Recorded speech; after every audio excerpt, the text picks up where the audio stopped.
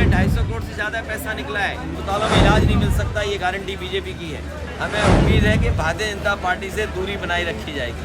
जो बेरोजगारी की गारंटी दे रहे हो, लेकिन अगर बहुजन समाज पार्टी ने इस तरह का निर्णय लिया है, आने वाले समय में क्या होगा, किस तरह की रणनीति बनेगी। लेकिन अगर बहुजन समाज पार्टी ने इस तरह का निर्णय लिया है तो नए नेतृत्व के साथ हमें उम्मीद है कि भारतीय जनता पार्टी से दूरी बनाई रखी जाएगी। भैया मैं मुख्यमंत्री घोषित नहीं कर पा रही है और काफी समय हो गए चुनाव में। देखिए, ये कोई बड़ा सवाल नहीं है। जब उन्हें बहुमत मिल गया है और जनता ने उन्हें मौका दे दिया, तो आज नहीं कल मुख्यमंत्री उनका बनी जाएगा। ये कोई बड़ा सवाल नहीं है। सवाल बड़ा ये है कि आप जो बेरोजगारी की गारंटी दे रहे हो, महंगाई की गारंटी दे रहे हो, ये जो चरम सीमा पर अन्याय है, जिस तरीके से अन्याय हो रहा है सरकार में, कोई कल्पना नहीं कर सकता है। किसी गरीब की कहीं सुनवाई नहीं है। सरकारी अस्पतालों में इलाज नहीं मिल सकता, ये गारंटी बीजेपी की है। किसी भी जिला अस्पताल में चले जाओ आप, पहले तो स्ट्रेचर नहीं है। अगर आप अस्पताल में जैसे तैसे पहुंच गए तो डॉक्टर नहीं मिलेगा, डॉक्टर मिल लिया तो दवाई नहीं मिलेगी। अगर आपको ऑपरेशन की जरूरत है तो ऑपरेशन नहीं होगा। तो ये गारंटी बीजेपी की है कि आप सरकारी अस्पताल में आओगे तो आपको इलाज न मिले, इसकी गारंटी है। अखिलेश के गढ़ में अभी कोशिश की भैया वो ये भी बोले थे कि वो रात को जाकर के गुलदस्ता दे आते हैं और दिन में विरोध करते हैं। इस पर ये बीजेपी की रणनीति है। बीजेपी हमेशा खाली स्थान और रिक्त स्थान भरो, फिल इन द ब्लैंक। ये बीजेपी की रणनीति है। जैसे आपके चैनल में ऐड आता है बीच में, तो ये बीजेपी के लिए ऐड का काम करते हैं ये लोग। तो ऐड वाले नेता हैं ये? नहीं, ऐड वाले नहीं, रिक्त स्थान भरो भरने वाले। कि भाई कोई मुद्दा उठाना है, सपा के खिलाफ बुलवाना है, तो इनके पास एजेंट हैं। अब और शब्द में इस्तेमाल नहीं करना चाहता कि वो शब्द गलत है। हो सकता है किसी को बुरा लगे, अपमानित महसूस करें। उन्हें तो आपको इसलिए फिल इन द ब्लैंक्स है। सवाल वो नहीं है, सवाल है मुख्यमंत्री जी का, जो 46 में 56 बताते हैं। $1 ट्रिलियन की इकोनॉमी कैसे होगी? आपके छुट्टे जानवर घूम रहे हैं, गौशालाओं में गायों की जान जा रही है। हमने कहा कि अगर आप गौ सेवा आपके दिल और दिमाग में है, अगर आप सेवा भावना है, तो बिना बजट बढ़ाए गौशाला कैसे चलेंगी? आप गौशाला का बजट क्यों नहीं बढ़ा रहे हैं? और फिर मैनपुरी जैसा जिला मंत्री दे दिए हों। आप ये बताएं, टूरिज्म के लिए कौन सी बड़ी चीज़ आ गई है? भाई 2 बजट चले गए, 2 बजट चले गए कि नहीं चले? 2 बजट। तो जो टूरिज्म के जो पहले से काम चल रहे थे वो भी अभी नहीं पूरे हुए हैं। एटा का ये जो बिजली का प्लांट लगा है, अगर ये चालू हो जाता तो आपको सस्ती बिजली मिलती।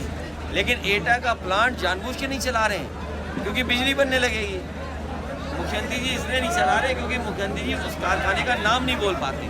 अध्यक्ष जी 22 जनवरी 2024 को गणतंत्र दिवस और हमारे लिए बाबा साहब भीमराव अम्बेडकर जी ने जो संविधान दिया, डॉक्टर राम मनोहर लोहिया जी ने जो सोशलिज्म का सिद्धांत दिया, नेताजी ने दोनों को सिद्धांतों को लेकर के जो हमें रास्ता दिखाया, ये हमारे लिए महत्वपूर्ण है।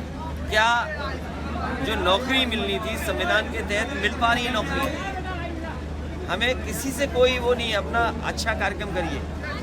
लेकिन क्या महंगाई कम हो गई? क्या बेरोजगारी दूर हो गई? क्या आप गारंटी देंगे रोजगार की? और फिर आप मध्य प्रदेश में लाडली बहना योजना चला रहे हैं।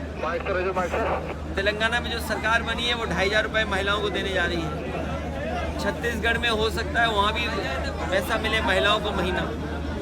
तो जो समाजवादी पेंशन थी उत्तर प्रदेश में 500 रुपया महिलाओं को दिया जाता था, उसी की नकल करके लोगों ने इस तरह की योजनाएं बना करके सरकार बना ली। क्या उत्तर प्रदेश में गरीब महिलाओं को 3000 रुपये प्रति महीना मिलेंगे कि नहीं मिलेंगे?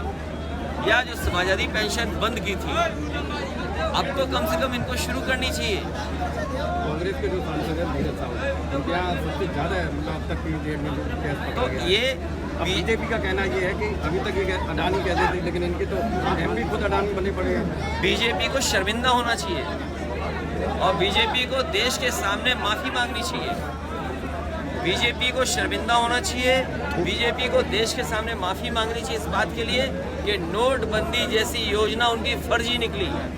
ये एक साहू नहीं, इस तरह के न जाने कितने घरों में लोगों के पास पैसा होगा।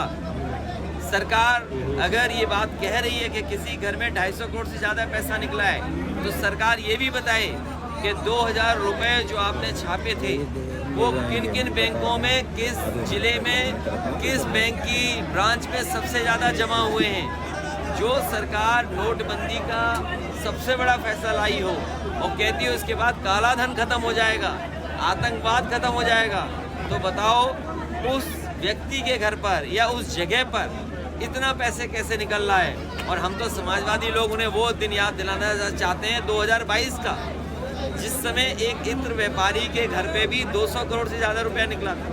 और उस समय बीजेपी के लोगों ने अपने संसाधनों का इस्तेमाल करके ये प्रचार कराया था कि समाजवादियों का पैसा है।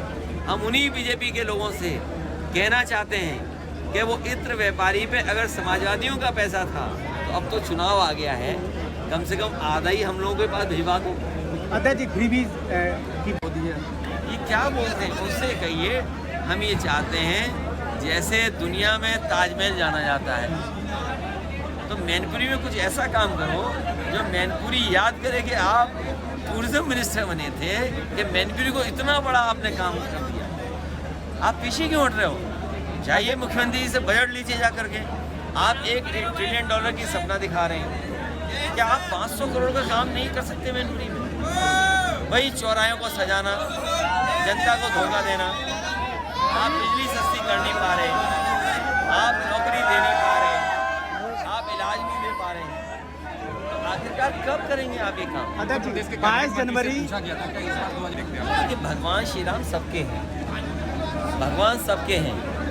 मान लीजिए भगवान श्री कृष्ण अपने तो क्या था उसमें? तो भगवान सबके हैं।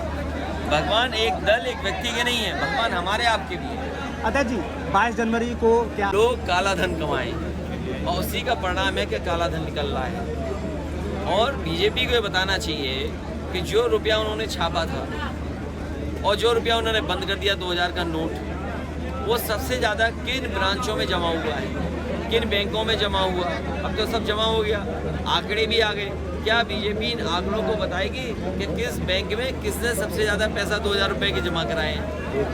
आखिरी सवाल, जो 2% जो वोट कांग्रेस को यूपी में मिला, उसी हिसाब से सीट का बंटवारा किया जाएगा, या जिस तरीके से एमपी में बिल्कुल सपा को नदारत के रूप में देखा गया था? हर गठबंधन सम्मान से होगा। जो आपने परसेंटेज बताई उस हिसाब से सम्मान दिया जाएगा, उससे ज़्यादा सम्मान दिया जाएगा। तो समाजवादियों की कोशिश होगी उन दलों को सम्मान के साथ लाया जाए, और जो सम्मान आप बता रहे हो अगर उतना सम्मान है तो उतना ही सम्मान समझो। ठीक है, शुक्रिया भैया। अरे क्या हो गया? कहाँ गए? नहीं यार, आप देर से वो खड़े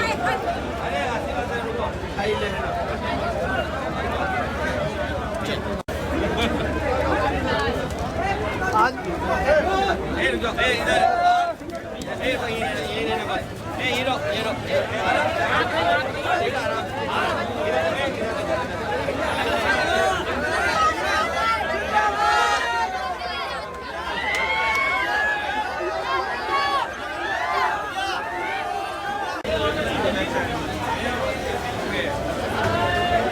पीछे भी जाओ।